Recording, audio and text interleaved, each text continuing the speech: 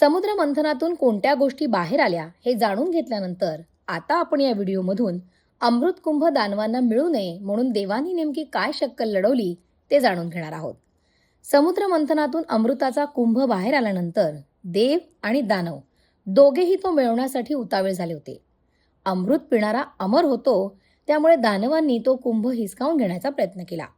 देवांना भीती वाटू लागली की दानव अमृत प्यायले तर ते अधिक शक्तिशाली होतील आणि संपूर्ण सृष्टीवरती त्यांचं वर्चस्व होईल.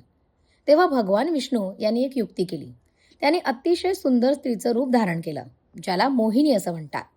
मोहिनीच्या अद्भुत सौंदर्यामुळे दानव मोहित झाले. मोहिनीने त्यांना सांगितलं की अमृत मी सगळ्यांना वाटून देईन, पण त्यासाठी देव आणि दानवांनी वेगवेगळ्या रांगेत बसावं. दानव तिच्या मोहात पडले आणि तिचं म्हणणं त्यांनी मान्य केलं. मोहिनीने अमृताचा कुंभ हातात घेतला आणि प्रथम देवांना अमृत वाटू लागली.